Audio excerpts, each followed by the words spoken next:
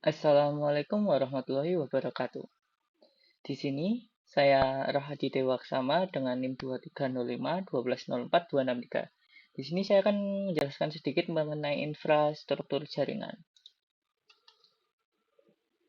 Baik, di sini terdapat pengertian pembagian jaringan berdasarkan akses, pembagian jaringan berdasarkan cara pembangunan, dan topologi dari jaringan. Baik, masuk di pengertian. Jadi, jaringan komputer adalah sebuah kumpulan komputer dan peralatan lainnya yang terhubung dalam satu kesatuan. Jaringan komputer, himpunan interkoneksi sejumlah komputer autonomus atau otonom atau mandiri. Pembagian jaringan, yaitu yang pertama ada PAN, yang kedua ada LAN, MAN, dan WAN. PAN sendiri adalah PAN atau Personal Area Network adalah sebuah jaringan komputer yang dipakai untuk berkomunikasi jarak dekat antar perangkat pribadi. Jaringan ini melibatkan beberapa perangkat elektronik pribadi seperti smartphone, PC, dan lain-lain. LAN atau Local Area Network adalah suatu jaringan komputer yang cakupannya wilayah lokal saja. Maksudnya yaitu jaringan ini hanya bisa digunakan oleh pengguna di area LAN saja. LAN menghubungkan perangkat ke jaringan internet lewat perangkat yang sederhana. MAN atau Metropolitan Area Network adalah jenis jaringan komputer yang mencakup wilayah lebih besar dari LAN, namun lebih kecil dari WAN. MAN menghubungkan berbagai lokasi dalam satu kota, seperti perkantoran, kampus, dan pemerintahan. Selanjutnya yaitu ada WAN atau Wide Area Network. WAN sendiri adalah suatu jaringan yang biasanya digunakan di berbagai sektor seperti perkantoran, pendidikan, bisnis, dan lain-lain sebagainya, yang memerlukan internet untuk mendapatkan informasi atau melakukan suatu pekerjaan. Pembagian jaringan berdasarkan akses. Yang pertama ada intranet. Intranet adalah konsep jaringan lokal atau LAN yang mengadopsi teknologi internet, tetapi hanya dipakai dalam skala internal.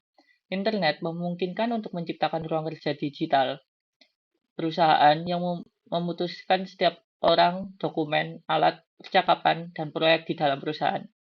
Yang kedua ada internet. Internet adalah jaringan komunikasi global yang menghubungkan komputer dan jaringan komputer di seluruh dunia.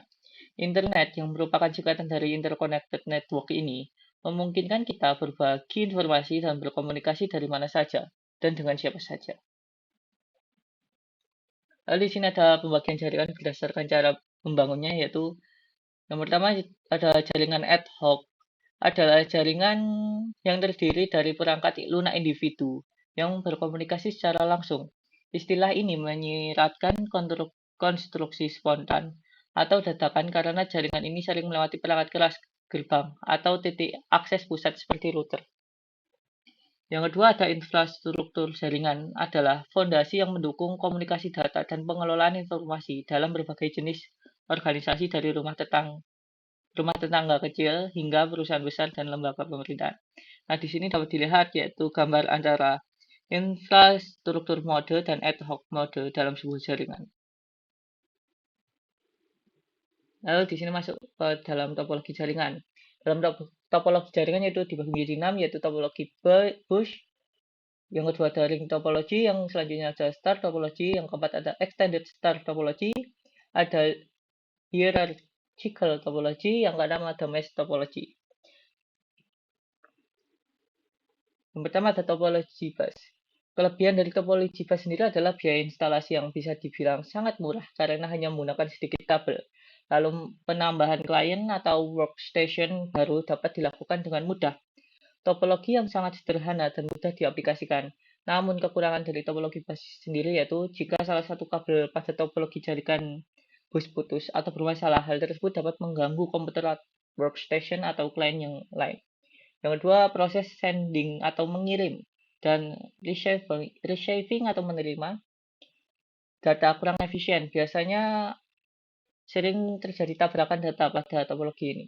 Topologi yang sangat jadul dan sulit dikembangkan. Lalu di sini ada star topologi kelebihan dari star topologi adalah apabila salah satu komputer mengalami masalah, jaringan pada topologi ini tetap berjalan dan tidak mempengaruhi komputer yang lain. Yang kedua bersifat fleksibel. Yang ketiga, tingkat keamanan bisa dibilang cukup baik daripada topologi bus. Yang keempat, kemudahan deteksi masalah cukup mudah jika terjadi kerusakan pada jaringan. Namun topologi ini juga memiliki kekurangan, yaitu yang pertama ada jika switch atau hub yang notabene sebagai titik pusat mengalami masalah, maka seluruh komputer yang terhubung pada topologi ini juga mengalami masalah. Yang kedua, cukup membutuhkan banyak kabel, jadi biaya yang dikeluarkan bisa dibilang cukup mahal. Jaringan yang ketiga yaitu jaringan sangat tergantung pada terminal pusat. Lalu yang ketiga di sini ada ring topologi. Kelebihan dari ring topologi sendiri yaitu memiliki performa yang lebih baik daripada topologi bus.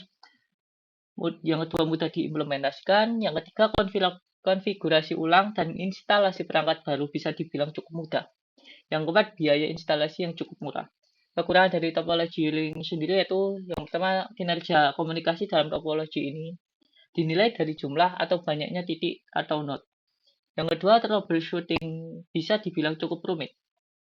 Yang ketiga, jika salah satu koneksi putus, maka koneksi yang lain juga ikut putus. Yang keempat, pada topologi ini biasanya terjadi collision atau tabrakan data.